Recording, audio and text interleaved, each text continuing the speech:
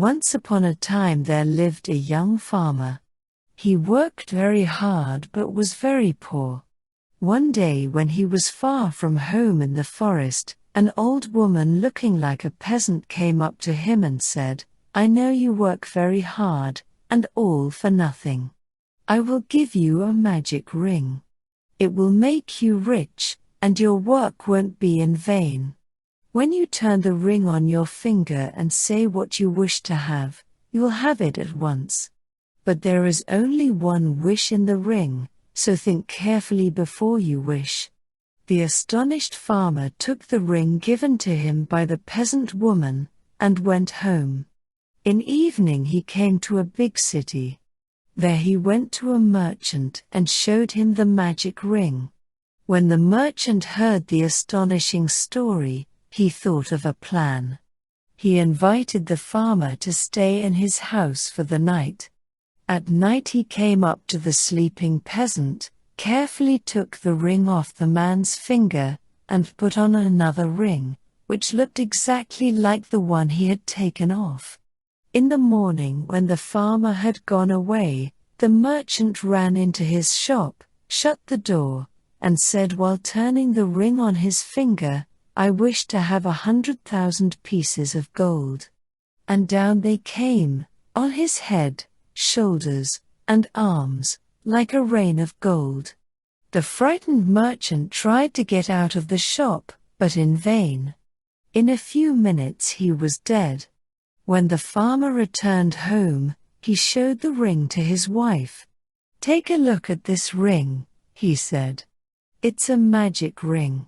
It will make us happy." The astonished woman could hardly say a word. "Let's try. Maybe the ring will bring us more land," she said at last. "We must be careful about our wish. Don't forget there's only one thing that we may ask for," he explained. "Let's better work hard for another year, and we'll have more land."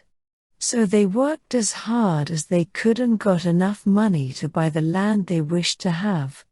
Then the farmer's wife thought of asking for a cow and a horse. They discussed the matter more than once. "My good wife," said the farmer, "we shall get a horse and a cow without the ring." They went on working hard for a whole year and again bought the things they wished to have. "What happy people we are," said the farmer. "I don't understand you," answered his wife angrily. "There's nothing in the world that we can't have, and still we spend days and nights working as hard as before, because you don't want to use your magic ring." 30, then 40 years had gone by. The farmer and his wife had grown old.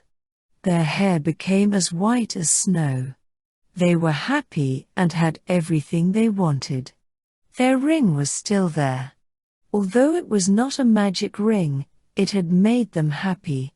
For you see, my dear friends, a poor thing in good hands is better than a fine thing in bad hands. It happened about a year ago. Our family bought a new car, and parents decided to celebrate it all together in the cafe. We enjoyed great food, had a conversation and a lot of fun. Dad was happy and he told us many jokes. Everybody laughed more and more. We played the fools and couldn't stop. When it was time to go, Dad paid and left cafe to warm up the car, and Mom, her friend, my brother and I lingered in the cafe. When we went out, we realized that it was already dark outside, so we couldn't see well. And the second thing we realized was the fact that nobody can remember exactly what our new car looks like. But Mom confidently went toward the black car that was standing nearly. "Oh, Dad is waiting inside, it's ours. Come on." Just imagine the company of 4 very noisy people, singing, talking loudly, laughing out. "Get into car." Mum turned to driver and exclaimed cheerfully, "Tom, let's go." The driver looked at us with eyes full of fear and cried out desperately, "I am not Tom, I am Sam." "Who are you?" Then we, absolutely confused and quiet, "Get in the right car," we told Dad about it. He couldn't drive for 5 minutes because of laughing. A man named Joseph Blackwell came to Philadelphia on a business trip. He stayed with friends in the big house they owned outside the city. That night they had a good time visiting.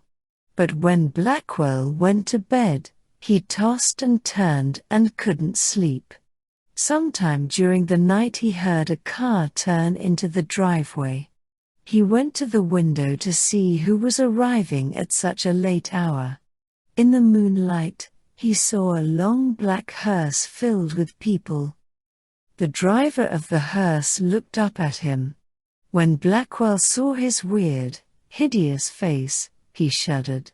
The driver called to him, "There is room for one more." Then he waited for a minute or two, and then he drove off.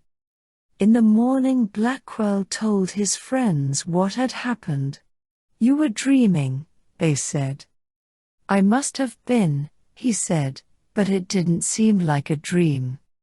After breakfast, he went into Philadelphia. He spent the day high above the city in one of the new office buildings there. Late in the afternoon he was waiting for an elevator to take him back down to the street. But when it arrived, it was very crowded. One of the passengers looked out and called to him. "There is room for one more," he said. It was the driver of the hearse. "No thanks," Blackwell said. "I'll get the next one." The doors closed, and the elevator started down. There was a shrieking and screaming, then the sound of a crash. The elevator had fallen to the bottom of the shaft. Everyone aboard was killed.